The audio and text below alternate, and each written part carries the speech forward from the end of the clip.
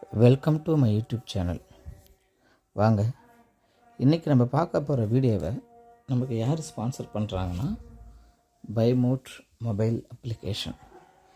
இது ஒரு எல்லா மக்களும் ஈஸியாக யூஸ் பண்ணக்கூடிய, பர்ச்சேஸ் பண்ணக்கூடிய ஒரு அப்ளிகேஷன். இது நம்ம வீட்டுக்கு தேவையான எல்லா விதமான பொருட்களையும் தரமாகவும் குறைந்த விலையிலும் வீட்டுக்கு வந்து கொடுப்பாங்க. வாங்கி பாருங்கள். வாங்க இன்றைக்கி வீடியோக்கு போகலாம். இன்றைக்கி நம்ம எந்த வீடியோ பற்றி பார்க்க போகிறோம்னா பூண்டுங்க. பூண்டுனாவே நம்ம மனசுக்கு வருவது ரசம். பூண்டு இல்லாத உணவு எந்த உணவுங்க?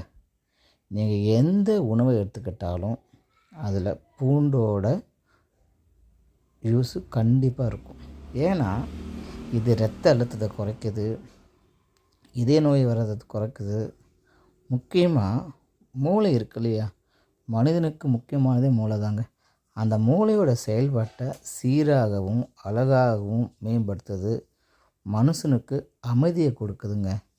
அந்த அமைதி மூலிமா நமக்கு தன்னம்பிக்கை வருது. இதில் முக்கியமாக வந்து பார்க்க போனோம்னா புற்றுநோய் அபாயத்தை வரக்கூடிய கெட்ட கொழுப்பை இது நீக்குதுங்க.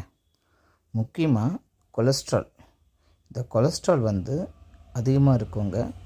பூண்டை அதிகப்படியாக நம்ம சாப்பாடில் சேர்த்துக்கிட்டோம்னா இதை தவிர்க்கலாம்.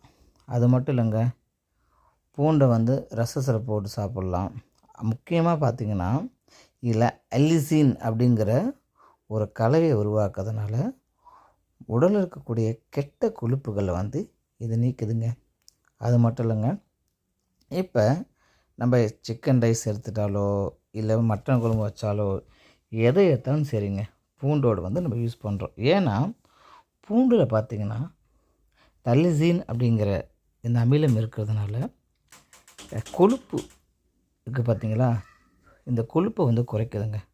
அது மட்டும் இல்லாமல் பால் இருக்குது பார்த்திங்களா, பாலில் இந்த பூண்டை சேர்த்து குடிக்கிறதுனால உடலில் இருக்கக்கூடிய ரத்தம் சுத்தப்படுத்துதுங்க.